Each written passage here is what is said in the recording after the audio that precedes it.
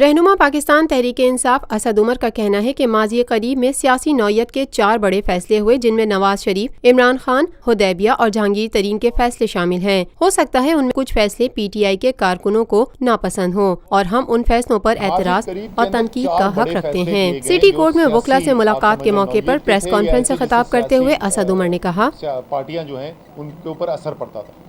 نواز شریف صاحب کا فیصلہ، پاناما کا، عمران خان کا فیصلہ، جہانگیر ترین کا فیصلہ اور حدیبیہ کا فیصلہ، ان 4 فیصلوں میں سے 2 فیصلے جو ہیں وہ ایسے ہیں جو تحریک انصاف کے سپورٹرز کو، ورکرز کو پسند آئے، اور 2 ایسے فیصلے ہیں جو نہیں پسند آئے۔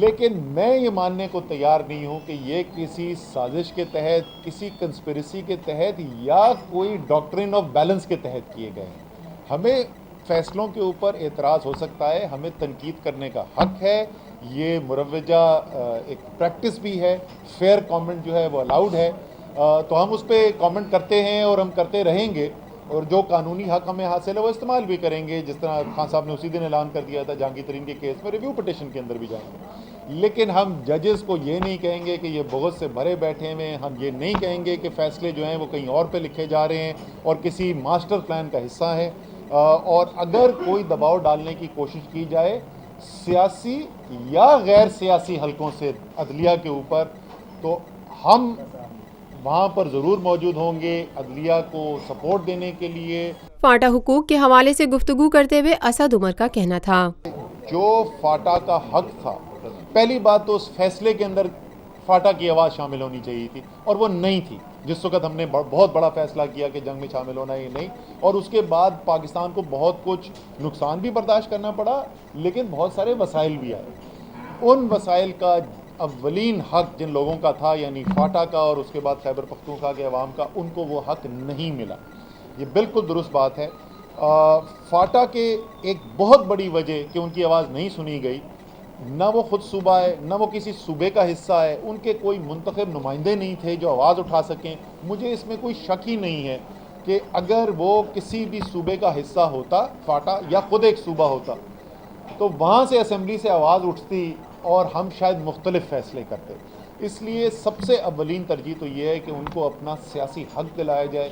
گلگت اور فاٹا کی عوام کے جذبہ حب الوطنی کے حوالے سے پی ٹی آئی رہنما اسد عمر نے کہا، ایک بڑی کمال کی صورتحال ہے جی۔ 1947 کے بعد بھارت اور پاکستان الگ الگ ہو گئے، لوگ بہت کامنٹ کرتے ہیں اس کے اوپر، کیا پایا کیا کھویا۔ میں آپ کو صرف ایک چھوٹی سی بات کی طرف نشاندہی کرتا ہوں کہ اس وقت کشمیر میں، گلگت بلتستان میں اور فاٹا میں، یہ 3 ایریاز ہیں 2 ممالک کے اندر جو اس وقت سیٹل نہیں ہیں۔ یہ 3 علاقوں میں ایک آواز اٹھ رہی ہے، اور وہ کیا آواز اٹھ رہی ہے؟ وہ کشمیر میں، بلکہ مقبوضہ کشمیر کہنا چاہیے، مقبوضہ کشمیر میں آواز اٹھ رہی ہے آزادی چاہیے ان کو۔ اور گلگت بلتستان میں اور فاٹا میں عوام کیا مطالبہ کر رہے ہیں؟ ہمیں پورا پاکستانی ہونے کا حق دیا جائے۔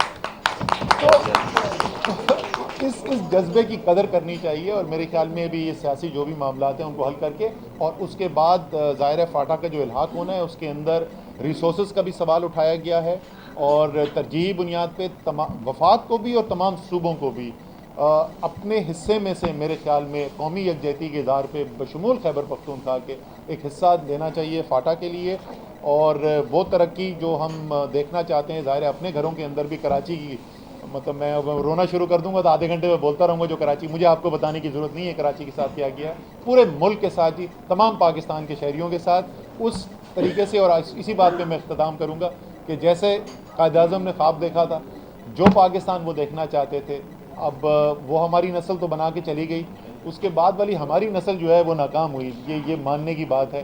تو اب جو آنے والی نسلیں ہیں، کم سے کم ان کے لیے ہم کچھ آخر میں اپنی زندگی کے کر کے جائیں کہ وہ بولیں کہ اچھا زندگی میں تو انہوں نے کافی ٹائم برباد کیا، لیکن جاتے جاتے کچھ کر گئے ہمارے کے لیے بھی۔ اسی امید اور دعا کے ساتھ اختتام کرتا ہوں جی۔ ایک دعا پھر بہت بہت شکریہ آپ کا۔